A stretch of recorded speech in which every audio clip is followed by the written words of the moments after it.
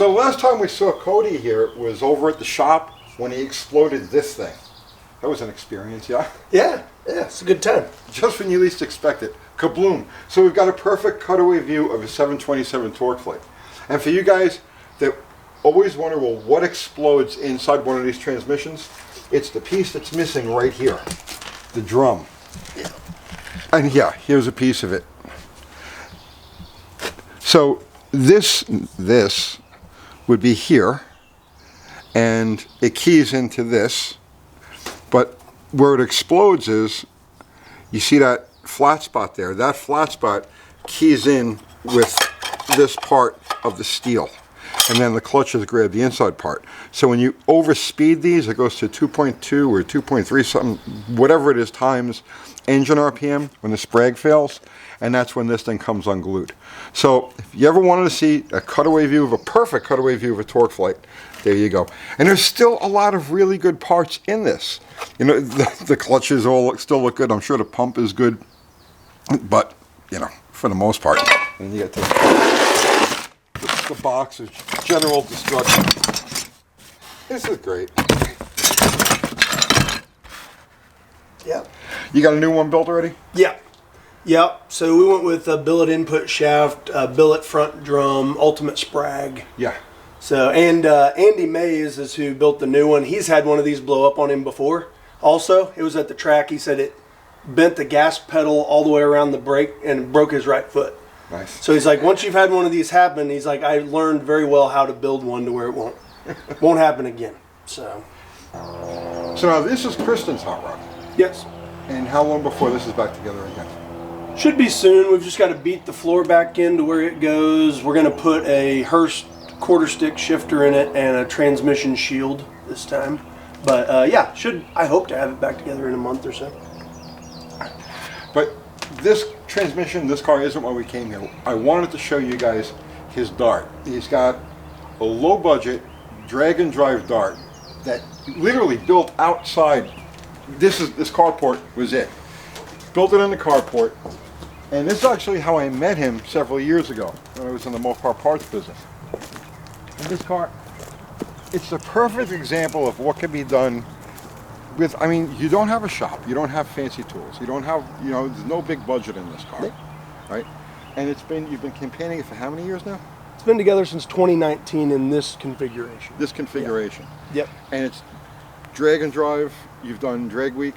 Yeah, so this car has done drag week 17, 18, 19, but this combo's done 19, 21, 22, sick week, the circuit just in March. So it's a dedicated drag and drive car. Yep. And it's a successful, proven combination. Yep. Let's show the people around this car. There's really no frills. I mean, the good stuff is under the hood, obviously, and in the driveline. But the rest of the car is like this classic ridey muscle. You know, this shredded valance panel. I love the scoop. Yeah, so when I went to this combo, the carb hat would no longer fit under a flat hood, so I had to cut a hole in the hood, and I wanted to cover it up. My wife is an excellent cook, but she doesn't bake a whole lot. Right. So I went in the house and got that baking pan, and there we have it. It's perfect. So the combo, it's a small block Mopar, 414 cubic inch with a Procharger P1 SC, run about 10 pounds of boost. Water meth injection. I didn't have a shop to kind of fabricate an intercooler, so I just went with a water meth injection to cool the air charge. And you're using just the Chrysler washer bottle. Yep. For that. So, believe it or not, this car's running a 904 Torqueflite that's built with all good John Cope Racing parts. So it's got all the good parts, but it is a 904 Torqueflite with a Dana 60 rear end that we got out of a junkyard. It's got 35 spline Mosier axles. Still running on leaf springs. They're super stock springs. The old 70s trick there is to remove the back clamp and add a front clamp. Right. So it allows that back to separate on the launch. But yeah, pretty basic combo. Other than that, it's still got full interior. My dog likes to ride in the back seat. Everybody asks me why I still have a back seat, but my dog Pancho That's his area. He went on that drag and drive with us in March. Oh, really? Yep. Sweet. Rim blow steering wheel. I mean, this is the kind of car really anybody could duplicate with enough, in a situation where anybody could duplicate it, because like I said, you did this without a garage even. Yeah, and there was, you know, I had help with the roll cage. I got some buddies in Sedalia, Missouri that helped me with the roll cage and stuff in their shop. But yeah, for the most part, other than that, it's all been right here in the carport. So let's talk about the motor. Yeah. So it's a 4-inch stroker. Yeah. You got a 4-inch stroke. It's the Edelbrock Indy Brock is what some people call them. It's the Edelbrock aluminum castings that get sent to Indy, and they move the push rod over a little bit. Okay. So it's got big valves, and Indy kind of did all. 202 or? No, I think they're like 205. 205 intake valve. It's got a solid flat tappet cam. Which crank is in it? It is a Mopar Performance. I actually bought it from Shane Pluta. But Oh, really? It's a Mopar Performance 4-inch crank. Okay. Yeah, he was on a drag week when he was working for Crowler, and he said, man, I got a 4-inch crank I'm not using. And I think that was drag week 18. What rods? Oh, I'd have to go back and look. I think I want to say they're Molnar. Okay. I don't know. It's been a long time. It's been a long time. You remember the pistons? They're a CP Carrillo boost piston. So Okay. it's a good piston. It's like 9.2 to 1 compression. Okay. But And what do you got for valve train in there? T&D rockers. I think it's got the Manley 3/8 push rods, great big push rods. Roller cam. No, it's a solid flat tap. It's a flat tap. So I do adjust the valve lash before all these events. Okay. So about twice a year. I usually adjust the valve lash right in the spring and then once in the fall before I go to drag week. And what about the blower? It's a Procharger P1SC. So it's just their little bitty Procharger. It's putting out about 10 pounds of boost is what we usually do. I don't push it any harder than that because we're still the stock block. And, you know, making a little over 700 horsepower. So I think You're we're right kinda at the edge. Right at the edge Right of at that the stock edge. block. So, Yeah, well, I mean, as long as you keep it out of detonation, yeah, you know. that's the main thing. But that's where the water injection comes in. Yep. And how many passes have you put on this motor? Oh, I don't even know. I haven't. I need Countless. to do. I need to do better at, you know, keeping notes in a notebook. But it's a lot. And then street miles, it gets a couple thousand a year. You know, street miles. So, I mean, what you'd estimate, about probably 15, 20,000 miles. Yeah. We all the drag and drive events, and then it has to be 100 passes. Oh yeah, for sure, 100 passes. Right. And it's still together and still making power. So how much Yep. power does it make? Right, probably around, with what it weighs, it's not real light. With what it weighs, it probably makes 720 horsepower, I'd say. What does it weigh? It weighs 3450 with me in it. All right, that's a chunky car. Yep. And the converter? So that is the one thing I've changed, and the transmission's been freshened up since 2019.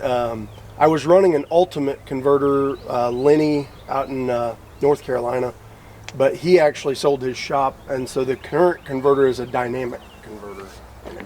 But the converter went out last year. What's the stall? Probably flashes to 4,800, Okay. but it drives really good on the street. That's what, when you have a custom converter built Right, to the it's a- car's specs. It's a blower. It drives like a stock one on the street, but That's a problem I've got with slag hammer, because it's 4,500 RPM converter, but Mm-hmm. it's like a nitrous blower converter, and so it normally aspirated. It doesn't want to let the motor come up. Gotcha. Gear. 354 gear. Okay. And what kind of RPM you turning on the highway? So typically 60 mile an hour is about 2,800. That's not bad. Yeah, that's not bad. So that's what we kind of Is cruise that a at. 28-inch tire? Yep, 28-inch tall tire. That's perfect.